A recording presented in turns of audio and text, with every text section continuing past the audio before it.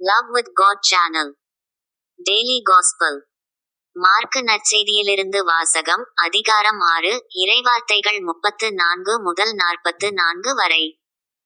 அவர் கரையில் இறங்கியபோது பெருந்திரளான மக்களைக் கண்டார்.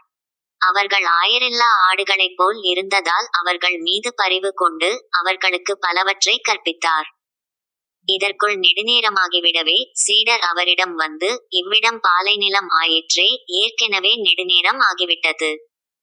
சுற்றிலுமுள்ள பட்டிகளுக்கும் ஊர்களுக்கும் சென்று உண்பதற்கு ஏதாவது அவர்களே வாங்கிக் கொள்ளுமாறு நீர் மக்களை அனுப்பிவிடும் என்றனர்.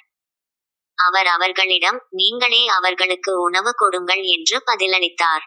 அவர்கள், நாங்கள் போய் 200 தெனாரியத்திற்கு அப்பம் வாங்கி இவர்களுக்கு உண்ணக் கொடுக்க வேண்டும் என்கிறீரா என்று கேட்டார்கள். அப்பொழுது அவர், உங்களிடம் எத்தனை அப்பங்கள் இருக்கின்றன, போய் பாருங்கள் என்று கூற, அவர்களும் பார்த்துவிட்டு, 5 அப்பங்களும் 2 மீன்களும் உள்ளன என்றார்கள். அவர் எல்லாரையும் பசும்புல் தரையில் அமரச் செய்யும்படி சீடர்களை பணித்தார். மக்கள் 100 பேராகவும் 50 பேராகவும் வரிசை வரிசையாய் அமர்ந்தனர். அவர் அந்த 5 அப்பங்களையும் 2 மீன்களையும் எடுத்து வானத்தை அண்ணாந்து பார்த்து, கடவுளை போற்றி, அப்பங்களை பிட்டு அவர்களுக்கு பரிமாறுவதற்காக தம் சீடரிடம் கொடுத்தார். அவ்வாறே அந்த 2 மீன்களையும் எல்லாருக்கும் பகிர்ந்தளித்தார். அனைவரும் வயிறார உண்டனர். பின் எஞ்சிய அப்பத் துண்டுகளையும் மீன் துண்டுகளையும் 12 கூடைகள் நிறைய எடுத்தனர். அப்பம் உண்ட ஆண்களின் தொகை 5000.